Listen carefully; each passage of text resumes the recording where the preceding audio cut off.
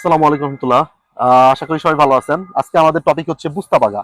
বুস্তাবাগা নিয়ে বাছাই করা কিছু প্রশ্নের উত্তর দিবে আঙ্কেল, আমাদের সাথেই রয়েছেন। আসসালামু আলাইকুম রহমতুল্লাহ আঙ্কেল। ধন্যবাদ। প্রথম বলতে হয় সবার জন্য যে আমাদেরকে আসলে গোলালু হইতে হয়। যে গোলালু গোলালু হলো বাজিয়ে করা যায়, বত্ত বানানো যায়, তারপরে যে মাংসের লগে রান্না করা যায়, ডাইয়ের লগে দেওয়া যায়, আবার পুইরাও খাওয়া যায়। হ্যাঁ পুরো খাওয়া যায়। বাকি আছে আমাদের কোনটা? অবস্থা হলো যে বাংলাদেশি সার্ভিস দিতে গিয়া সবকিছু জানতে হয়। তো গোলালুর যাক আঙ্কেল, প্রশ্নের ভিতরে ফিরে আসি। বুস্তাবাগা কি, এটা কেন গুরুত্বপূর্ণ? বুঝতে পারবে হলে তো অবশ্যই যে এটা একজন ডিপেন্ডেন্ট যদি একটা মালিকের আন্ডারে কাজ করে তাহলে তার মাসিক স্যালারি স্টিপেন্ডিও কত সেটার হিসাব নিকাশ। জি, বুঝতে পারছি আঙ্কেল। এরপরে কয়েকটা প্রশ্ন একসাথে করি আঙ্কেল, আপনি একটু একসাথে উত্তর দিয়েন, হ্যাঁ। তাহলে ভালো হয়। বুস্তাবাগা কি কি তথ্য থাকে এবং এটা কি প্রতি মাসে নেওয়াটা ভালো নাকি অনেকদিন পরে নেওয়া ভালো? একসাথে অ্যান্সার দেন, যারা নতুন তাদের জন্য ভালো হবে। অবশ্যই প্রতি মাসে নিবেন, নইলে বুঝতে নিলে স্যালারি না নিলে ভাই চলবেন কি দি। বুঝতে পারার মধ্যে টিএফ এর হিসাব থাকে, ফেরিয়ার হিসাব থাকে, কয় ঘন্টা কাজ করছেন, কয় ঘন্টা ছুটি কাটাচ্ছেন, প্লাস্টিক বছর টোটাল সব পুরো হিসাবই বুঝতে পারার মধ্যে থাকে।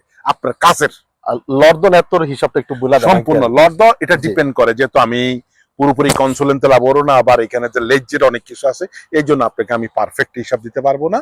আপনার যেমন আফেন্দিস্তা কন্ট্রাক্ট, তো আপনার ওটাতে কম ট্যাক্স, তারপরে আপনি তিরুচিনু ট্রেনিং যেটা আপনি কাজ শিখেন সেটার একটা বেতন আছে, তারপরে আপনার নর্মালি লেভেল অনুযায়ী আপনি কি কাজ করেন, মেটাল মেকানিকের, রেস্টুরেন্ট, এক একটা সেক্টরের এক একটা। তো এটা হলো আপনারা অফিসে আসলে আমরা সুন্দর করি দিতে পারবো, এখানে সম্ভব নয়।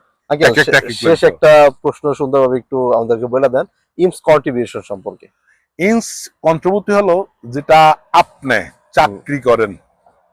কন্ট্রিবিউটি তো হলো দুই ধরনের, এক হলো আপনি যদি ব্যবসা করেন তাহলে আপনি নিজের কন্ট্রিবিউটিটা দিবেন, এটা ৩,২০০ অথবা ৩,৬০০, ২০০ থেকে ৬০০ পর্যন্ত।